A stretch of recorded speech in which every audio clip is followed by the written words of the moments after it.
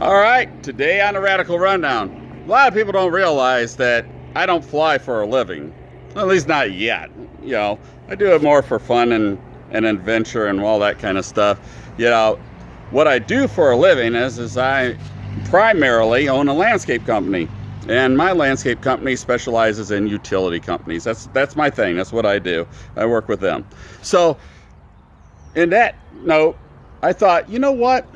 I was driving down the road and I seen some places that another landscaper takes care of that had, well, somebody was spraying weeds in the beds, right? Had a leak in the sprayer or forgot to turn the nozzle off. Anyways, you could see everywhere that the guy went. That's a bad deal. You just do not want to do that. So one of the things that other people say to me is, hey, you know, I bought a weed killer, sprayed my yard, killed the whole yard. Didn't kill the weeds, killed everything. I'm like, yeah, I know what you did. And I'm going to explain to you what I did in case you don't know. This is basically for homeowners. And I'm going to use not difficult language here. I'm not going to start spreading, you know, multi-syllable words out. We're going to be real clear, precise, just for you. And hopefully you can use it. Now, one of the other things I'm going to do, I'm going to explain the different kinds of weed killer. The two basic ones that you're going to be worried about. And then sprayer maintenance and a little trick I got for making life a lot easier, and you're going to enjoy that one. If you do anything in the garden, just hold on. I'll be right back, get some stuff set up so I can show you. All right, so here I am. Now, I don't have any sponsors or anything like that, and so none of these ones I'm showing you is, I don't care what you use. And most of the time, this stuff, it doesn't really matter. It does a certain thing, that's it, right? So let's talk about weed killers, right? What has happened when you've killed your whole yard, right?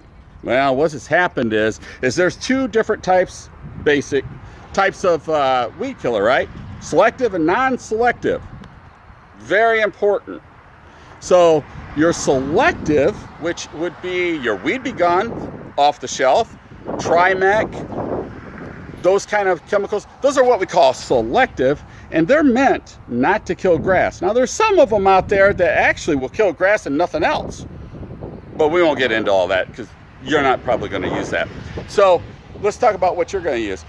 Is something like that that's selective for your grass. Now, you want to be careful with that, getting too close to plants that you don't want to kill, because it has what they call a leaching factor to it. It gets in the soil and it can leach out, and it can kill things that you didn't spray correct or right on, right? Because it leached over to them. So you want to be careful about that. You definitely always want to read the instructions. A couple of things that I use is Trimec, right?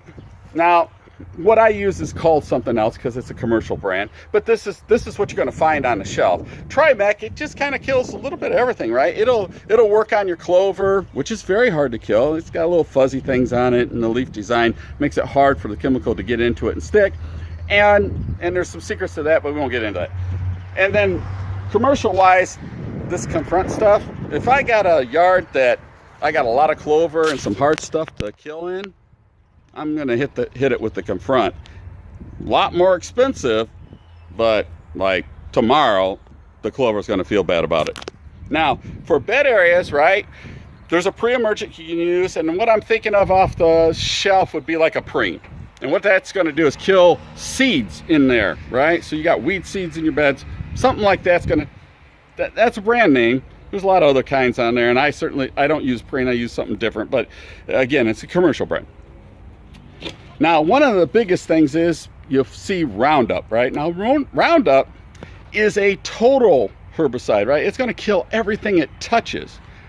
Doesn't have much for the leach factor, though. So that's why we can use it in bed areas, right? We can spray around the plants or along the building and all that kind of stuff, and you won't get that big leach going on, right? But if it touches it, it's killing it, right? Now, Roundup is a brand name. And I don't know if you can see that label very good. I don't know if you can see that very good, but anyways, glyphosate, which is how I pronounce it. I don't know if that's actually the right way, but I've been doing it over 25 years, and that's how I pronounce it. So, you don't have to write me on that. That's how I'm going to pronounce it. Glyphosate any form, right? It doesn't have to be a Roundup, but that's what Roundup uses in it as its active ingredient. And I think they've hybrid some things to make it work faster and things like that, so don't make that the only thing, but that's the glyphosate what I use. So that's what happens when you spray your yard and you killed your whole yard off. Yeah, you use the wrong stuff. Now the bonus of that is once you've killed it off, in fact, if we're gonna reseed an area that has something that came in and really messed it up, we're gonna spray it with that and just do a total kill on it. We're going to wait 7 days, let it die off. 7 to 10 days is when it's going to die off.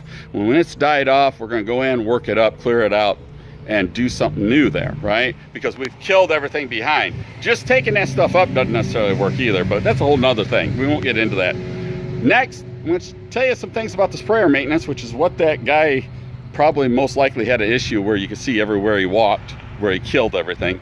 And then a secret about that's gonna help you out. Give me one more second, we'll be right on it. Okay, the sprayer.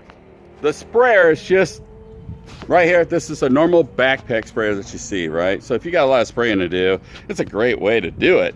Strap it on your back, go around. Now, one of the downsides of it, and most likely the problem that happened, was if you don't do the maintenance on it, on these hoses that come out, that's a pressure cap. It's a pressure cabinet down there, right? Comes out to a handle. Right, so you pump it up, that up there is going to be pressurized. If a seal's bad or the line's bad, it's going to send out this little tiny stream, and it's just going to kill everything that as you're walking around the yard. You don't want that. So one of the things that we do, winter maintenance. So we're in an area where it freezes, right? So we'll do it, and you should always do a triple wash when you're spraying. So you don't leave chemicals in a sprayer. Weird things happen with different chemicals. Always read the labels. I'm going to stress that. Read labels. Follow them. Each area has different stuff going on. You can have some problems. For us, these freeze up if you don't get them cleared out. The only way to really do it is I just use the pink RV antifreeze. Put it in there, right?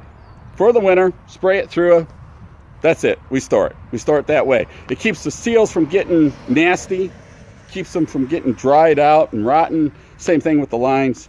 It's a great way to go for that. But then what you want to do is that when you keep bringing it out, you dump it out, you rinse it out good, you spray some of that water out, and then put just a little bit of soap. You don't want detergent. You want like soft soap.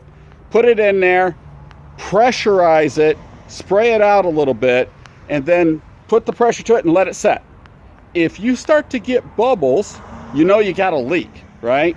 Sometimes those leaks start and you can't get a stream coming out. You get these little bubbles, and that'll tell you if you got an issue. So that's one way to keep the maintenance down on it. Now, for the secret that's gonna be a big help to you, I'm gonna set the camera down here.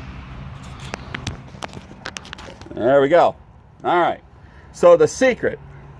On the tip, right, you got to spray around plants and that sort of thing, right? What I do is I take a standard hardware store funnel. Nothing special about it. I took the tip, cut it off.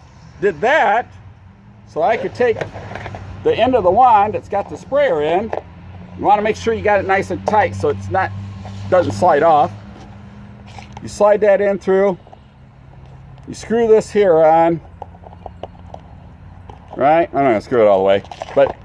And then you pull it up. Right? Now, what you got, I don't know if you see in there, what you got is a shield. So when you get up around the plants, right, you're not going to get that overdrift up on the plant because the shield's in the way. If you start to bring this up against the plants, one thing I want to be sure that you understand is that there will be some residue that gets on here. You want to be careful with that, and you always want to wash this if you're going to keep reusing it. Okay? Very important. So you're out spraying, you're like, oh great, I don't want to walk around with that thing in my hand. That's okay, you don't have to. All you do is you flip it the other way around. Now it just sets like that on the thing with your sprayer on the end. It's out of your way. It's no big deal. So you say, well man, I don't have a funnel. It doesn't matter if you don't have a funnel because the same thing works with one of these. Had a party at your house, they left them all over the yard anyway. Why not make use of it, right? Cut a little X in the back.